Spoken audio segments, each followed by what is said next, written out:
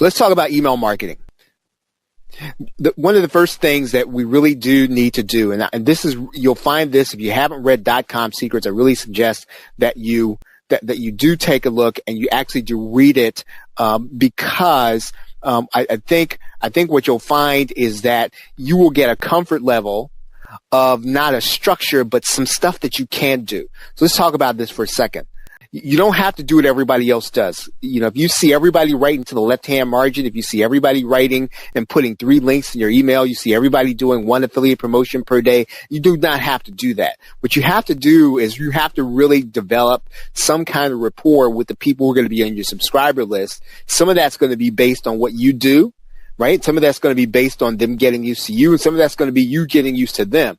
And what's going to happen is you're going to do some things and you're going to have people run from you, right? You're going to do some things and people are going to run off of your subscriber list. You're going to say, you know what? That was not a good thing to do. And you're going to have some things where people are going to write you back and tell you, man, that was really useful. Thank you for that. That was helpful. And that kind of feedback you're going to use over time. Now, you're never going to use any one thing that someone says, but everything in the cumulative, you're going to determine how to have a relationship with the people on your subscriber list. Start developing a swipe file of good emails that got you to buy stuff, right? Because ultimately, you do need to sell in these emails, right? So again, I'm all about giving value, and I think you should be doing that, but you should be selling also. Otherwise, you won't be able to give value very long. Right? I mean, that's just the case. I mean, you need to make your emails, right? You need to make them effective. You need to give value, but they need to earn you some money. Also, use the ideas of a swipe, but use your emphasis in your words. So in other words, even if you take a swipe, make sure they're your words and your emphasis, right? Don't just take somebody's swipe word for word. You can.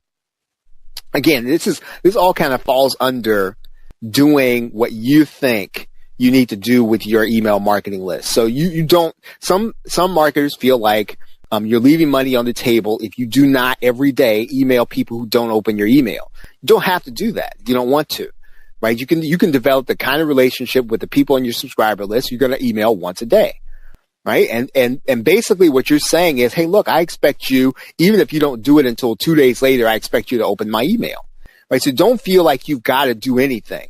Right? You have to develop your relationship with the people on your subscriber list. And it's not a list, guys. One of the things that I try not to even use that phrase, my list, because it's not a list. They're subscribers. They're your community. They're people who are really trying to get something, and you're there to help them. And we're going to talk about that a little bit tonight.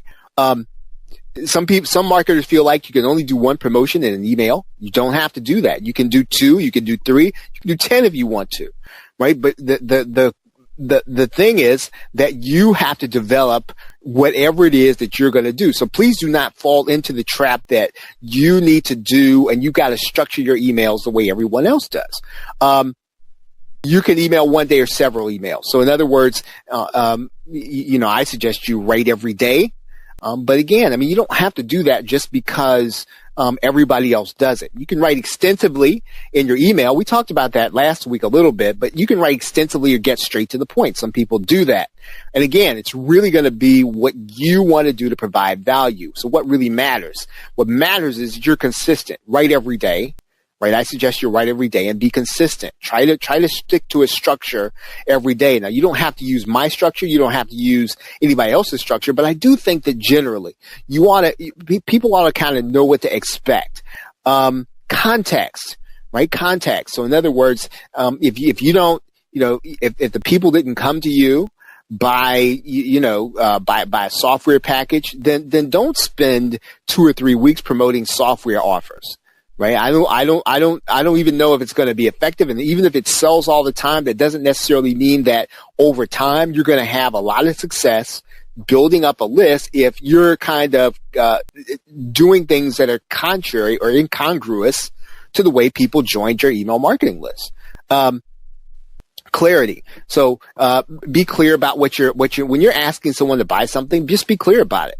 You don't have to try to hide it. You don't have to try to couch it. You don't have to be ashamed of it. You don't have to be, coy about it, right? Be clear about it. put your call to action where the call to action goes and ask people for the sale. And the sooner that you get involved in that when you're doing emails, the sooner you get involved in it. See, typically, most of us think that everybody else is uncomfortable, right, with us making an offer. And really, it's not that. It's that we're uncomfortable. And people, and we make people uncomfortable by trying to work around what we think they might feel about being uncomfortable. So just be clear about what you're asking for. Be clear about that. And again, if people run from your subscriber list because of that, some people are going to come because you're clear in the way you're going to be doing it. Be concrete. We talked about that before. If you can, try to paint tangible pictures. We live in a world that is noisy.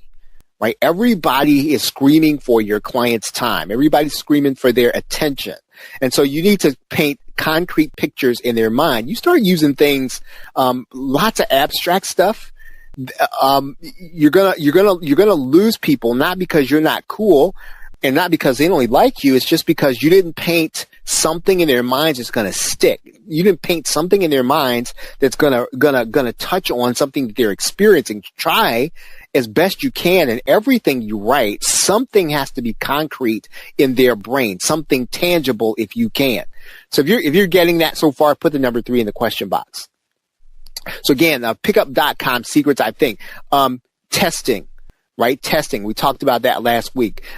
Whatever your email service is, get signed up for Gmail, Hotmail, Yahoo, AOL, and then all your domains, right? Sign up for all of them.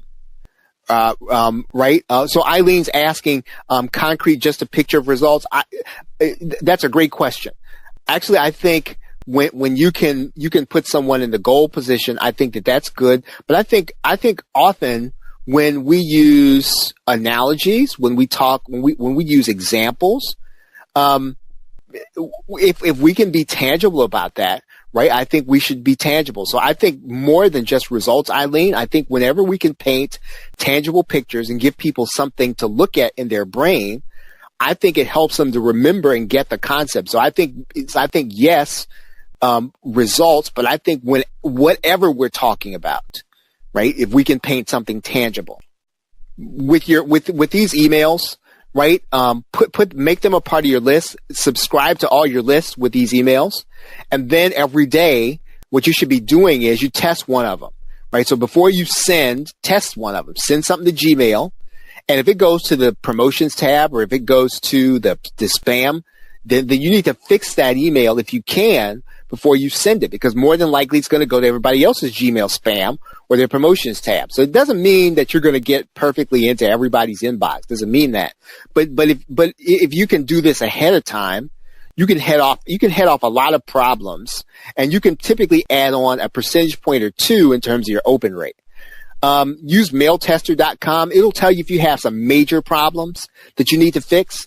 Mail-tester.com.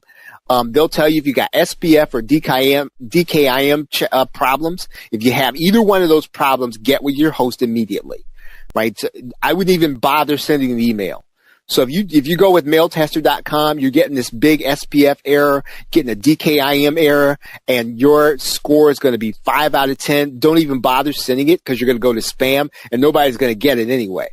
Right. So try to straighten it out with your host if you ever get that error when you do a test. Again, fix it at your host.